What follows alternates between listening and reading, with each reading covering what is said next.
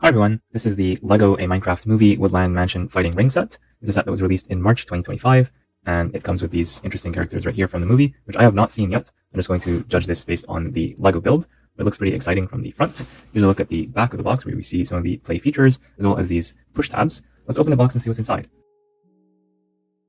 In the set we got 5 numbered bags, numbered from 1 to 5, plus this instruction manual with a QR code to scan for points, but of course I will not be using these instructions. I'm just going to see the front to see if there's any useful information about the LEGO Minecraft movie. Apparently not, it just tells you open bag 1 and start building.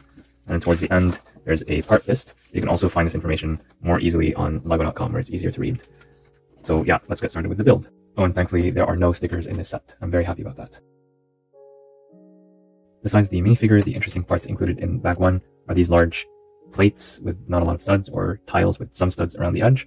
It's rare to see these in regular LEGO sets, especially unprinted, so it's interesting that we get them here.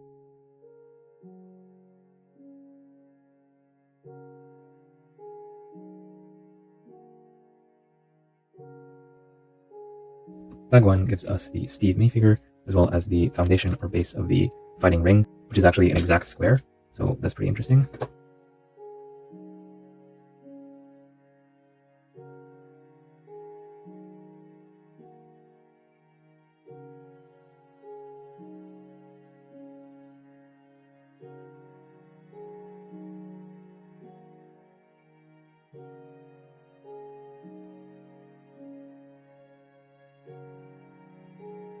Bag 2 gives us the zombie minifigure, as well as this Chicken Jockey, which was fun to figure out how to put together.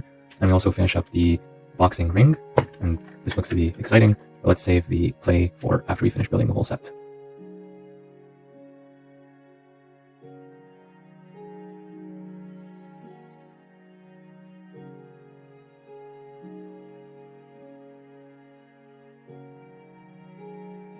Bag 3 gives us the bottom part of this structure, as well as a treasure chest with some gold ingots and these pieces, whatever they are. Oh, and we also get Garrett, the minifigure, in bag 3 as well.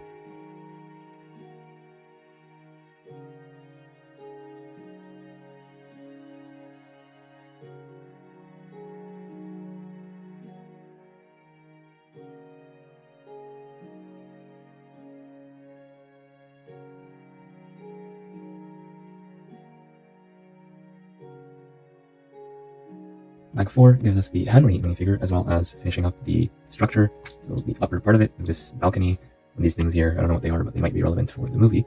We also build this weapon stand below as well.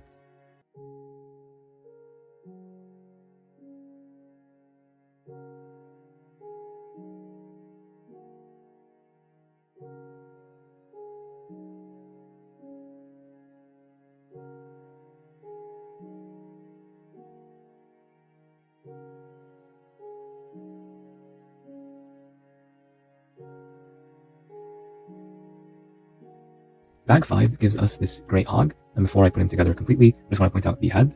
This was really fun to put together. Had studs going in literally all 6 directions, so going up and down, left, right, and towards the front. Okay, maybe nothing towards the back, so 5 out of 6 directions. This is very, very impressive, and it was very fun to put together. And now, let's put the whole thing together and wrap up the build, and I like snapping these into place as usual. And with that, we are completely done with the build. The set comes with 4 minifigures, and I'll look at Steve and the zombie first of all. I really like that we got Steve as a minifigure in this form, finally as a regular minifigure and not in the Minecraft form with the square head, so that's very interesting to see. And the zombie is pretty much a movie-friendly version of whatever we're going to see in the movie when it comes out. So yeah, nice characters to get, and only Steve has an alternative expression where he's very angry, and it's nice that we get this expression as well. And I'm happy that we got this character and this figure that can be used even for other scenes if you just change out the torso and legs, so that's very cool. And I will point out that these regular humanoid minifigures are a first for LEGO Minecraft, so in a sense, this is a historic set for that reason. The next 2 figures are Garrett and Henry, and just look at Garrett. I love the glasses, I love the torso printing. That's very, very detailed, with the black on the pink and the white as well. The colors are good, and the print quality is very nice and crisp. He gets an alternative expression as well, and so does Henry, so I'm wondering what is the thing that they saw that caused them to react in this way. I guess we'll have to either imagine it or wait for the movie, but I'm guessing it might be that big hog for some reason. And the printing on Henry's torso is nice as well. It's covered up a little bit by this satchel, but you kind of get the idea. There's not that much to see right there, but it's what is there is good, and the print quality is nice. There's no leg printing, but for a playset for kids, I'm not going to complain too much about that. But again, take a look at the Garrett minifigure. I really like this torso. It's printed in a very nice way. And I like how the skin tone matches almost perfectly. There's not that much skin tone to see, but basically this color matches this in a pretty accurate way, a lot more than some LEGO Marvel minifigures. So I wish that LEGO Marvel would have a bit more budget so that they can create figures of this kind of quality, because this is what I expect from LEGO in 2025. So excellent figures right here. In the set, we also get this chicken thingy.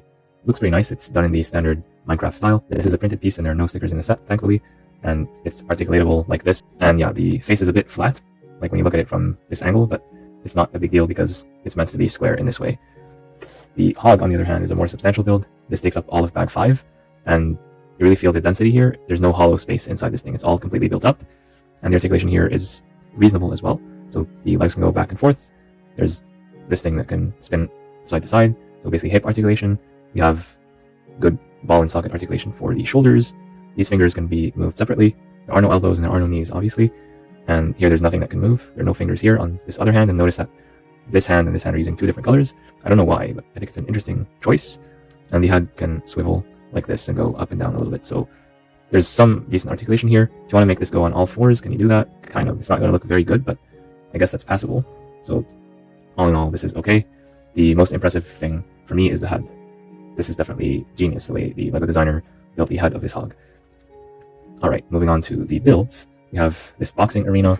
We're going to have this duck, presumably with the zombie controlling it.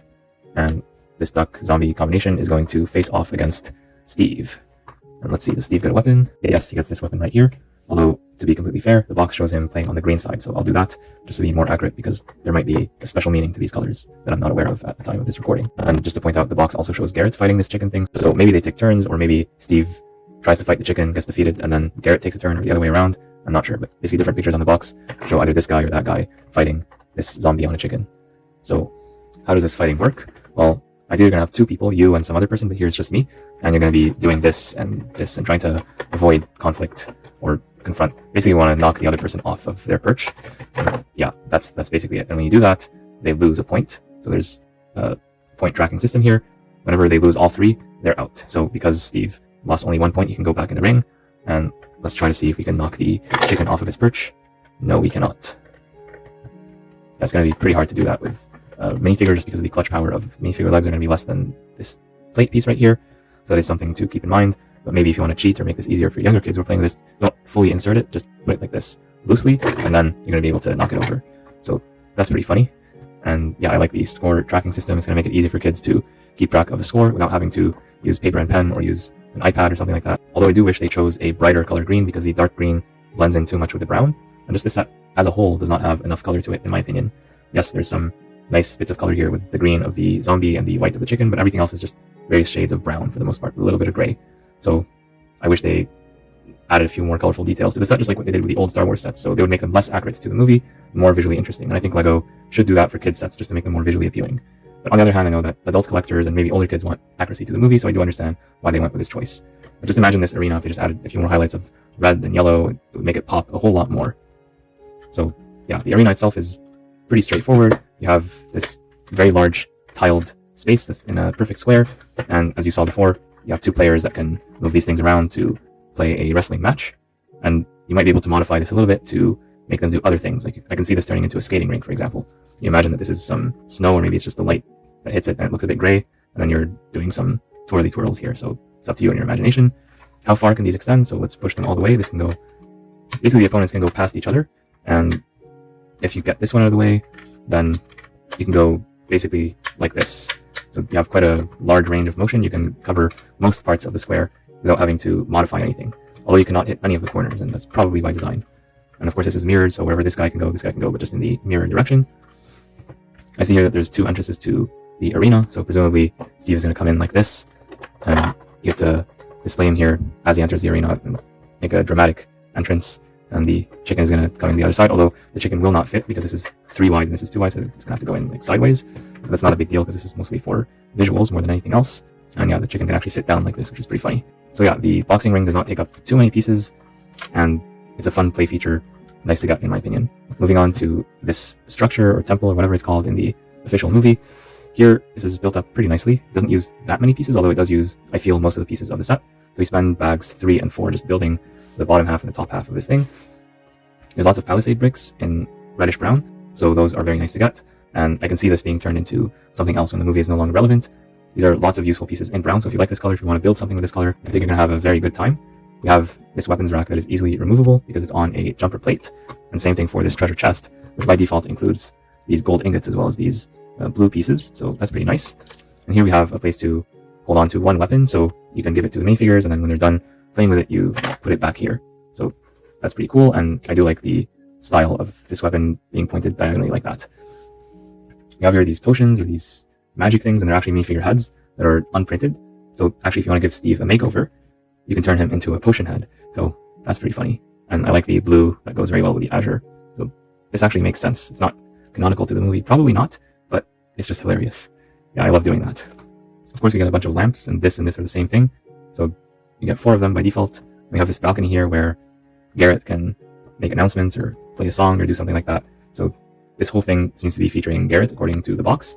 And I'm wondering what this movie scene is like. Perhaps it's the finale and he's gonna sing something to defeat the giant hog. I have no idea, but you can always imagine things. And putting Garrett in this space really makes him pop because he's the center of attention. Everything else is brown, various shades of brown, and it's all muted. And then you have his very colorful torso that really grabs all your attention. So perhaps it is intentional that LEGO made this set very bland with minimal colors. So when you put minifigures here, you're gonna notice their colors a lot more than the colors of the structure and the background. So I think this is actually by design to really put a focus on these minifigures. And so in a sense, this set is a big minifigure battle pack with some useful side builds. That's one way of looking at it. But yeah, the figures are really good. I'm very happy to get them. And that's actually one of my main reasons for getting this set. I also wanted to get at least one thing from the Minecraft movie. This hog I was not expecting. The build was a lot nicer than I expected, and I thought the head was genius. Here's what it looks like from the top and from the back, by the way. I don't know if I showed this, but it's not the best look from the back, but because it's a playset for kids, I'm not going to complain too much about it. And here's the duck from the back, not much to see here. So yeah, it's a nice set. The building experience without the instructions was pretty straightforward for a set of this type. You could figure out probably most of this set just from the box. You might want to look at the 3D view just to confirm some of the finer details, but I'm pretty sure you can figure it out anyway. And so at a cost of $50 US or $65 Canadian for this amount of minifigures and this amount of pieces, there's 491 pieces in this set. I do think that the value is okay. Of course, all these sets are going to go on discount eventually, and that would make it even better of a deal. But by that point in time, the Minecraft movie might no longer be as relevant as it is right now when it's right about to come out. So if you want to get this set to relive scenes from the movie and you want to watch the movie on day one, then you're probably going to want to get this soon after before you move on to other things, especially if you like the figures. Or if you want to wait, then you can get the figures later or on Bricklink, and you'll probably get them cheaper that way if you don't care about the other stuff. So it's really more of a fun playset for kids than a display set for adults. If you're going to get it anyway, and your kid does not care about this hog, I would recommend trying to build at least the head of the hog without the instructions. This is really fun to put together, so I learned something when building this set, and I'm happy to get the figures as well. So overall, I'm happy with this set. And what do you think? Let me know in the comments down below. Be sure to like, share, and subscribe for more amazing videos, and I'll see you all in the next one.